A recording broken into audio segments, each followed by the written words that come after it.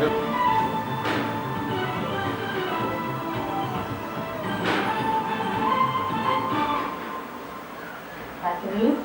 నెలల క్రితం సౌదీలో జరిగిన రోడ్డు ప్రమాదంలో తీవ్రంగా గాయపడిన రౌఫ్ ఇంతకలకు హైదరాబాద్ చేరుకున్నాడు. ఉపాధి కోసం గల్ఫ్ వెళ్లి అచేతనంగా తిరిగి వచ్చిన అతన్ని చూసి కుటుంబ సభ్యులు కన్నీరు మున్నీరవుతున్నారు.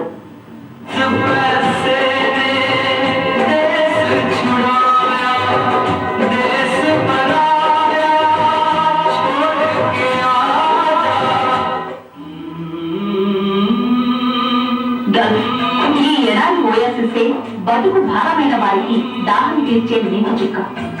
తన వాళ్ళ కడుపు నింపేందుకు రక్త మాంసాలను సైతం అమ్ముకుంటారు, ఎడారి బాట పడతారు. కానీ ఆ నీటి బొట్టు గాలి పొడదని తెలుసుకునేసరికి జీవితం అయిపోతుంది. పిడికెడు మెతుకుల కోసం ప్రాణాలకు తెగించి ఇసుక మేటల్లో సంసార సాగరాన్ని ఈడుతున్నారు.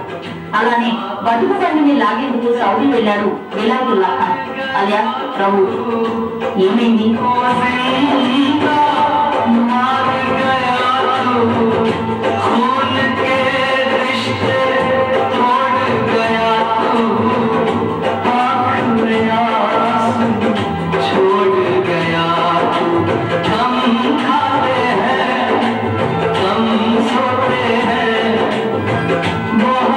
విదేశాల నుంచి తిరిగి వచ్చే కొడుక్కి గ్రాండ్ గా వెల్కమ్ చెప్పాలనుకుంటారు ఏ తల్లిదండ్రులు అయినా.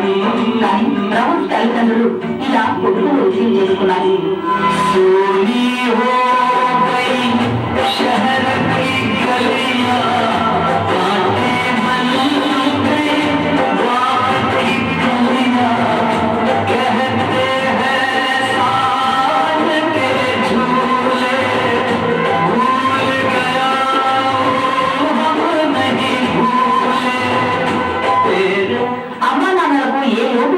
చూసుకోవాలనుకున్నాడు. భార్య సంతోషమే తన సంతోషం అనుకున్నాడు. నాన్న అంటూ ఆప్యాయంగా పిలిచే పిల్లలకు అడిగిందల్లా కొనియాలనుకున్నాడు. మా మంచి డాడీ అంటూ ముద్దుగా పిలిచే పిలుపు కోసం పరితపించాడు.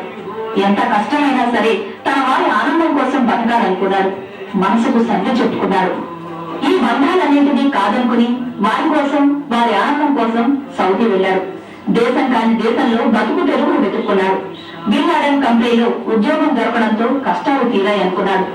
ఎడారి ఓయాసిస్ ధనసాగరమని ఆనందపడ్డాడు. అంతలోనే యాక్సిడెంట్. పోలీసు ఉన్నతాధికారి కారు ఢీకొట్టడంతో రౌఫ్ గాయపడ్డాడు. సీరియస్ ఇంజరీస్ తో హాస్పిటల్లో చేరారు. కానీ ఎవరూ పట్టించుకోలేదు. కంపెనీ కూడా ఎటువంటి సాయం చేయలేదు. వెన్నెముక కాళ్ళు పూర్తిగా దెబ్బతినడంతో ఇలా జీవోత్సవంలా మిగిలాడు. నా అనేవారు లేక పడరాని పాటలు పడ్డాడు. చివరకు కనికరం లేని కంపెనీ వాళ్ళు ఆర్థిక మాంద్యం ఎఫెక్ట్ తో ఉద్యోగం నుంచి తొలగించారు. పిడికెడు మెతుకులే కాదు, గుడ్కెడు నీళ్లు కూడా దొరక్క భారంగా మారింది బతుకు. చివరకు హాస్పిటల్ వాళ్ళు కూడా గెంటేయడంతో రోడ్డు మీదే గడిపారు.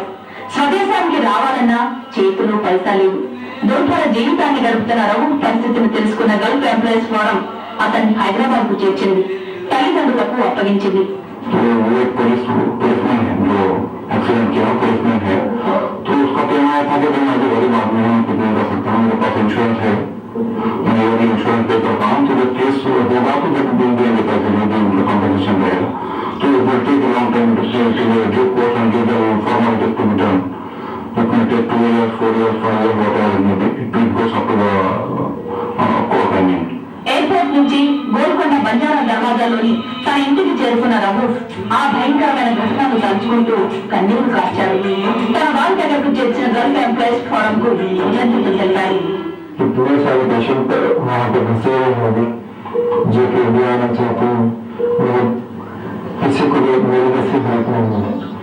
मैं अपने आप को बहुत खुशकिस्मत समझता हूँ. जैसे मेरा हाथ था और मुझे यहाँ तक लेकर అమ్మ అంటూ హత్తుకుంటాడనుకున్న కొడుకు ఇలా జీవోత్సవాల్లో స్ట్రెచ్చర్ మీద రావడం చూసిన ఆ తల్లి ఇలా గుండెల విసేలా రోధించింది. డాడీకి ఏమైందో తెలియని ఆ చిన్నారి నాన్న నేనంటూ ఇలా తండ్రి చేతిని తన గుండెలకు హత్తుకుంది.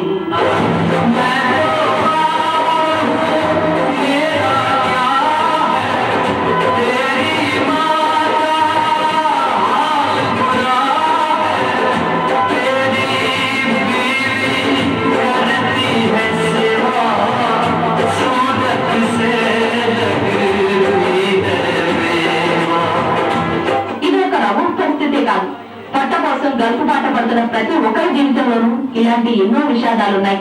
బయటపడినవి కొన్ని, బయటకు రానివి మరికొన్ని. ఎప్పటికి మారేను, ఎన్నటికి మారేను ఈ ఎడారి బతుకులు. ఆర్థిక అమాన్యుల్ని కాదేసింది. ఉపాధి కోల్పోయి ఆందోళన పడుతున్న ఇతనికి రోడ్డు ప్రమాదం ఎక్కిరించింది. భవిష్యత్పై కన్నా కళ చిత్రమయ్యాయి.